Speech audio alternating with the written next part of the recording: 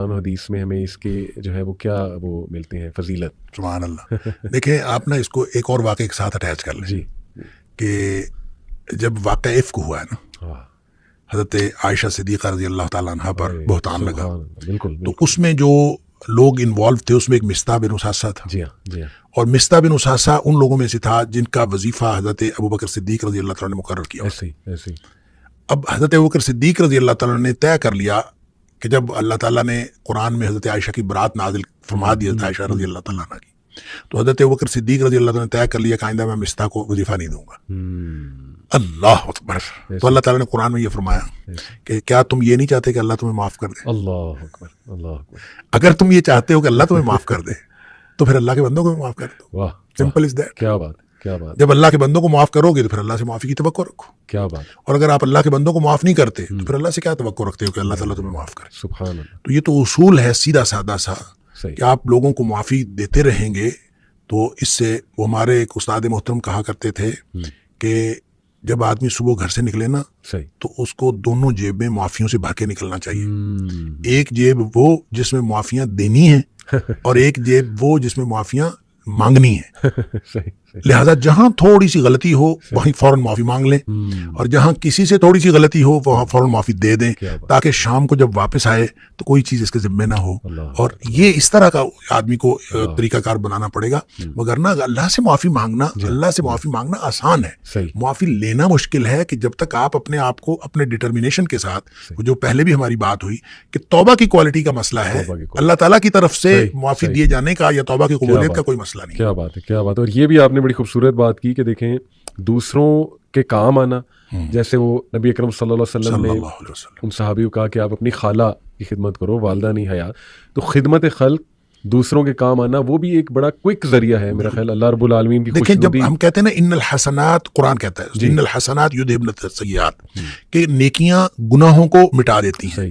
تو اس نیکیوں سے مراد یہ نہیں ہے کہ صرف نمازیں پڑھنا وہ مٹا دیتا ہے. آپ دیکھیں صلاۃ توبہ پڑھیں، 2 رکعت توبہ کی نماز پڑھیں اور اللہ تعالیٰ سے معافی مانگیں، یہ بھی طریقہ ہے.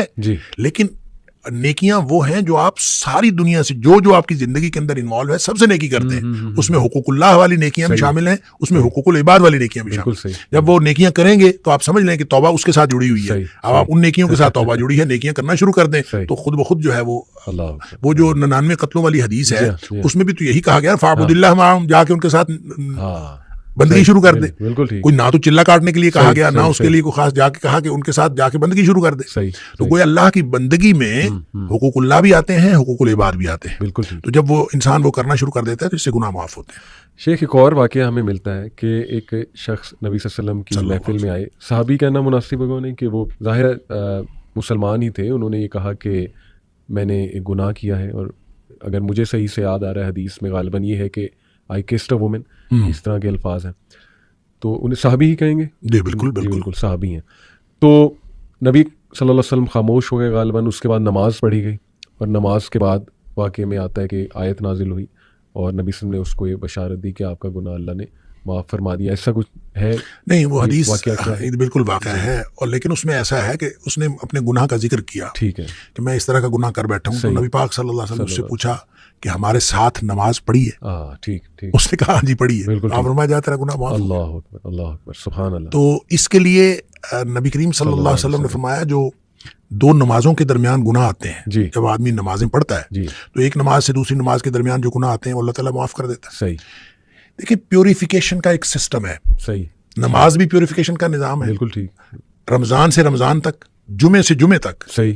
یعنی ایک جمعہ پڑا ہے دوسرے جمعے تک، ایک رمضان سے دوسرے رمضان تک، ایک عمرے سے دوسرے عمرے تک، ایک حج سے دوسرے حج تک. اچھا، یہ درمیان میں جتنے گناہ ہیں یہ جب اللہ تعالیٰ معاف کر دیتا ہے جو حدیث میں آتا ہے تو یہ صغیرہ گناہ ہے. صحیح. چھوٹے گناہ ہیں جو بغیر توبہ کے معاف ہو جاتے ہیں. بالکل ٹھیک. جو کبیرہ گناہ ہیں وہ بغیر توبہ کے معاف نہیں ہوتے. بالکل صحیح. اور اگر اس میں کسی بندے کا حق انوالو ہے تو جب تک حق ادا نہ کیا جائے اس وقت تک معاف نہیں ہوتے.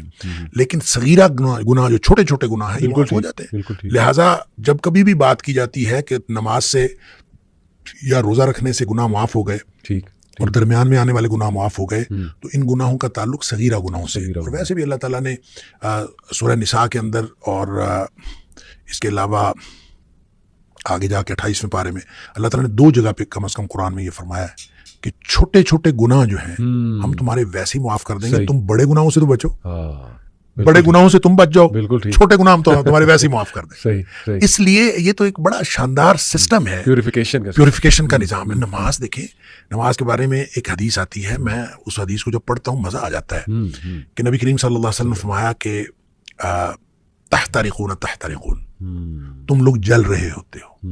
اب دیکھیں نبی اکرم صلی اللہ علیہ وسلم کا کلام وہ ہے جن کو اللہ نے فرمایا, اللہ تعالیٰ نے نبی پاک صلی اللہ علیہ وسلم نے, اللہ نے مجھے اوتیت الجوامع الکلم, مجھے کلام کی جامعیت عطا کی گئی, یعنی تھوڑے الفاظ سے زیادہ مفہوم نکلتا ہے. وہ اللہ کے نبی دہرا رہے ہیں تحترقون تحترقون, تم جل رہے ہو, تم جل رہے ہو, گویا گناہوں کی بٹی میں جل رہے ہو. حتی اذا صلیتم الفجر, یہاں تک کہ تم فجر کی نماز پڑھ لیتے ہو, غسلتھا, وہ اس کو دھو ڈالتی ہے.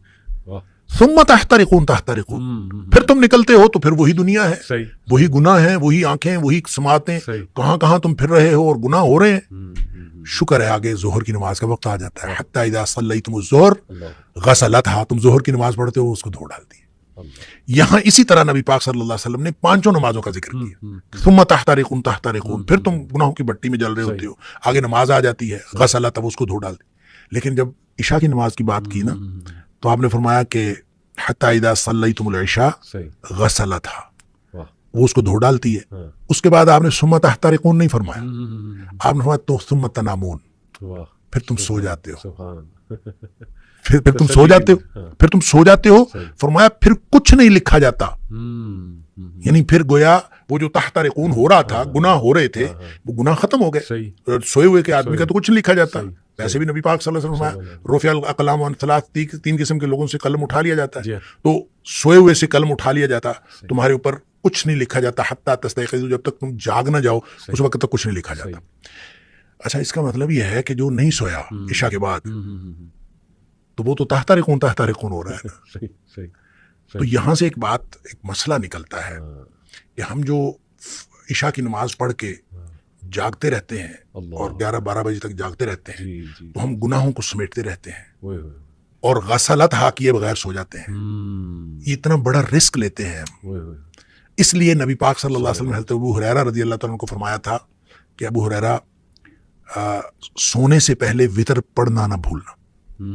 یہ جو وتر ہے یہ اصل میں رات کی نماز ہے, یہ عشاء کی نماز نہیں ہے. بالکل ایسی, یہ رات کی نماز ہے. تو جس شخص نے تو عشاء کے بعد فوراً سونا ہے, وہ تو عشاء کے ساتھ پڑھ لے کہ اس نے سونا ہے اس کے بعد. تو جس نے نہیں سونا, رات 11-12 بجے تک جاگنا ہے, تو وہ پھر وتر نہ پڑھے, تاکہ وہ اپنے سونے سے پہلے وتر پڑھے. وہ جو جتنا کچھ تحترقون ہوا ہو اس کو غسلتھا کر دے اور پھر آدمی سو جائے. تو یہ پیوریفیکیشن کا